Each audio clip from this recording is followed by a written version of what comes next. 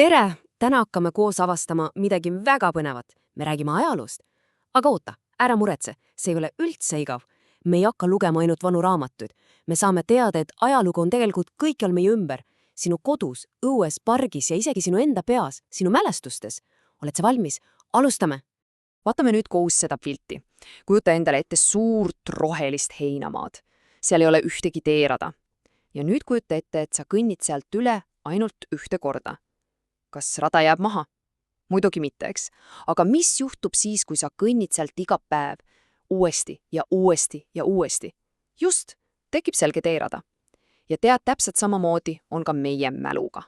Ja see teeraja mõte viib meid ühe vana ja targa ütluse juurde. Kordamine on tarkuse ema. Mida see keeruline lause siis tähendab?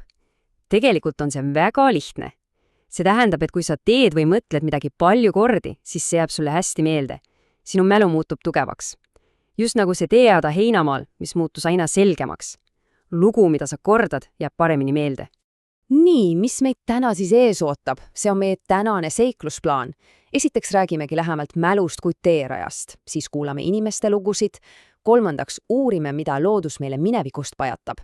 Neljandaks teeme reisi väga-väga kaugele minevikku ja vaatame kivi. Ja lõpuks õpime, kuidas sina ise saad ajaloogu enda ümbert leida. Ja alustamegi oma teekonda kõige lähemalt. Inimestest. Jah, just. Inimestest nagu sina ja mina. Ja sinu ema ja vanaisa. Igaühe mälestus on nagu väike pusletükk suures ajaloopildis. Sinu perelood on ajalugu. Ja ka sinu enda mälestused on ajalugu. Nüüd tuleb üks tähtis mõiste, suuline ajalugu. See võib kõlada natuke keeruliselt, aga tegelikult on see imelihtne. Mõtleme koos. Sõna suuline. Mis sõna sa seal sees kuuled? Suu, eks ju? Ja suuga me ju räägime. Nii et suuline ajalugu ongi räägitud ajalugu. See on ajalugu, mida inimesed jutustavad oma mälestuste põhjal ja see on eriti väärtuslik, sest see räägib meile ka tuntest, kuidas inimesed ennast vanasti tundsid. Ja et sellest paremini aru saada, vaatame ühte näidet. See siin on üks päris vana pesumasin. Ma usun, et sinu kodus on ka pesumasin, on ju nii? See tundub täiesti tavaline asi, aga kujuta ette aega, kui see ei olnud üldse tavaline. Kui pere sai endale esimese pesumasina, oli see tõeline pidupäev. Kuulan, mida üks naine sellest ajast mäletab. Pesumasin hakkas meil päevad läbi huugama, sest kõik sugulased tahtsid sellega pesu pesta. Käsitsi ei tahtnud keegi enam pesta. Kujutad seda ette? Kõik sugulased tulid oma pesuga sinna. See oli nagu väike küla kogunemine pesumasina ümber. See üks ainus lugu näitab meile, kui tohutult elu on muutunud ja kui palju lihtsamaks see masin inimeste elu tegi. Võtame veel ühe loo. Seekord räägime ananassist. Vaata seda konservipurki. Tundub tavaline, eks? Lähed pood ja ostad. Aga vanasti oli see midagi täiesti erilist. See oli nagu aarete kirstu läidmine, väga haruldane ja kallis. Ja üks naine mäletab oma lapsepõlvest nii. Ma tahtsin selle ilusa konserviga nii väga mängida, aga mul ei lubatud. Täna võib igaüks osta banaane ja saia. Mõtle, see purk oli nii ilus ja eriline, et tema jaoks oli see nagu kõige ägedam mänguase, aga sellega ei tohtinud mängida, sest see oli nii väärtuslik. See näitab meile, et asjad, mis on meie jaoks täna nii tavalised, olid kunagi kellelgi jaoks suur unistus. Nui, inimeste lood on kuulatud, aga ajalugu ei peida enda ainult mälestustes. Ka loodus oskab meile jutustada. Odot, kas puud oskavad rääkida? Või kivid? No päriselt oma suuga muidugi mitte, aga neil on oma salakeel ja meie saame õppida seda keelt lugema. Ja üks paarimaid looduse jutuvestjaid on puu. Vaatame lähemas seda puutüve. Näed neid ringe? Üks ring teise järel. Neid kutsutakse aastaringideks. Ja tead miks?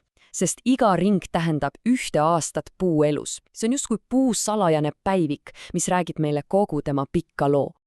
Aga kuidas me seda päevikut siis loeme? See on tegelikult lihtne.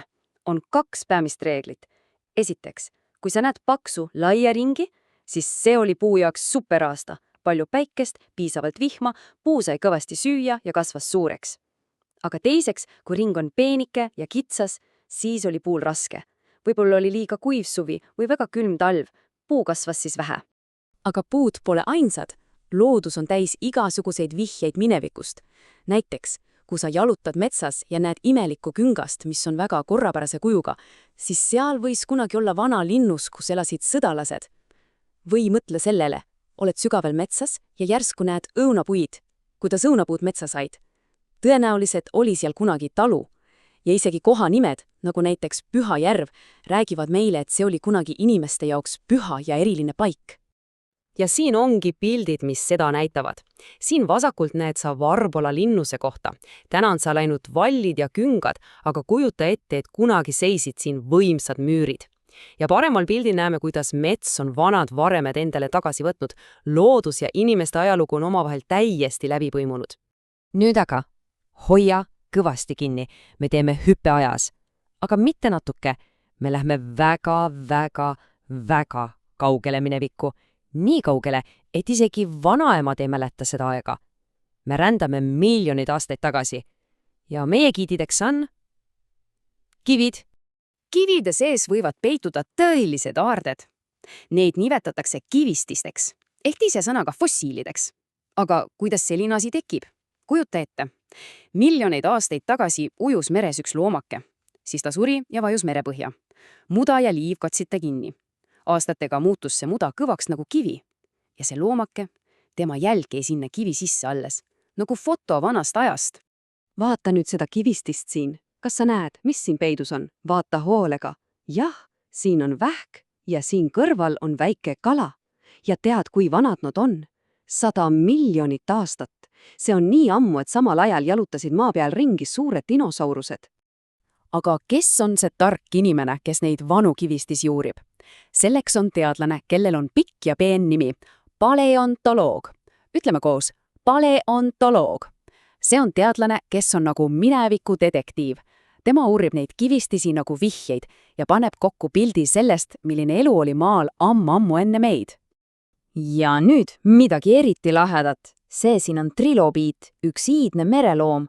Aga mis on kõige põnevam? See kivistis leiti siit samast Eestist. Kohtla järve lähedalt. See tähendab, et miljonid aastad tagasi ujusid siin, kus on praegu meie kodud, ringi sellised loomad. Ja siin on veel üks. Vaata seda imeliku kujuga tegelast. Tema nimi on Estonia Tseras. Kuula seda nime hoolega. Estonio Tseras. Mis sõna sa sealt algusest kuuled? Just, Estonia. Ta ongi saanud oma nime Eesti järgi, sest just siit, meie maalt, leiti ta küll esimesena maailmas. See on ju uhke tunne, eks? Aga kivistised ei ole alati loomad. Ka taimedest võivad jääda kividesse imelised jäljed. Siin pildil näed sa väga vana taimelehte. Ja teadlastel, kes uurivad just iidseid taimi, on ka oma eriline nimi – paleobotaanikud. Nemad aitavad meil mõista, kuidas taimed ja metsad on aegade jooksul arenenud. Nii, meie suur seiklus läbi ajaloo hakkab selleks korraks lõppema.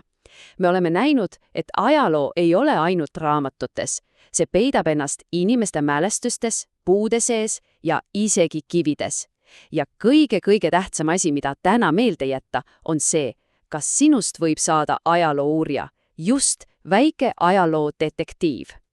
Ajalugu on absoluutselt kõikjal sinu ümber. See on peidus sinu vanaema juttudes, see on kirjas pargis kasvava vana puutüve sees, see on näha vanas kiviajas tee ääres ja mis kõige olulisem, see on sinu enda mälestustes. Iga päev, mida sa elad, muutub ajaloos.